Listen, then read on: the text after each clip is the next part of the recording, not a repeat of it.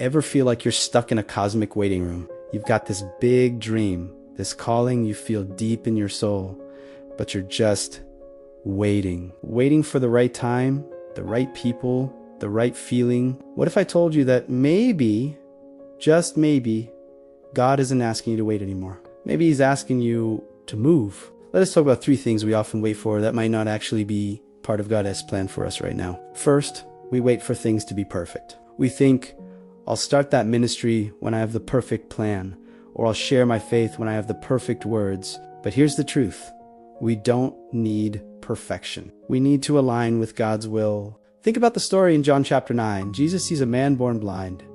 He doesn't wait for a clean, sterile environment. He spits on the ground, makes mud, and puts it on the man's eyes. Mud. It's messy. It's imperfect. But when mixed with the will of God, that mud brought sight to the blind. God doesn't need your perfection. He needs your obedience. He specializes in using the messy, the imperfect, the muddy parts of our lives to create miracles. So stop waiting for perfect. What mud is God asking you to step into today? Second, we wait for people.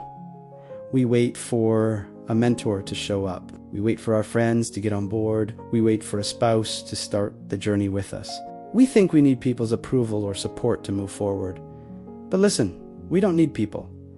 We need God's grace. People can be wonderful, but they are also human. They can let you down, misunderstand you, or just not be there. In 2 Timothy, Paul writes, "At my first offense, no one came to my support, but everyone deserted me. But the Lord stood at my side and gave me strength." Even the great apostle Paul was left alone, but God wasn't. God's grace is sufficient. His presence is enough. If you're waiting on people to give you the green light, you might be waiting forever. God's grace is your green light. Go.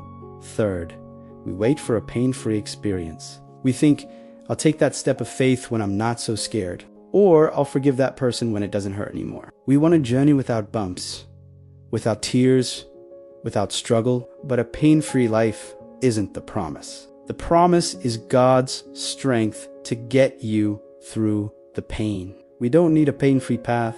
We need a new heart, one that can withstand the trials because it's filled with his power. David didn't ask for Goliath to disappear. He ran towards the giant, armed with faith in God's strength. God promises to be with us in the fire, not to always pull us out of it. He gives us the strength to endure, to grow, and to overcome. The pain you're trying to avoid might be the very thing God wants to use to shape you. So when does waiting not work? It doesn't work when God has already given you the command. It's like standing at a green light, waiting for it to get greener. The light is green. It's time to press the gas. In the Bible, Joshua was told to march around Jericho. It made no sense. It was an uncertain step. He could have waited for a better military strategy, but he moved. The walls came down. What uncertain step is God asking you to take?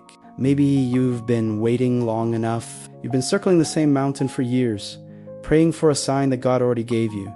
He's given you the dream, the talent, the desire. That is the sign. Now it's time to act on it. It's time to start writing the book, to make the call, to apply for the program, to start the conversation.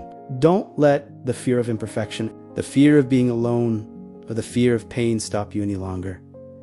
God's will is not about comfort. It's about commission. He has commissioned you. The blind man had to go wash the mud out of his own eyes.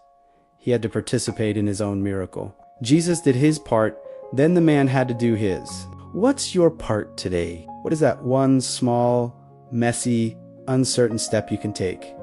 Don't despise the small beginnings. God is in them. Stop waiting and start moving. See what incredible things God will do with your simple act of faith. Thanks for watching. If this message resonated with you, hit that like button and subscribe for more encouragement to live out your faith boldly. See you next time.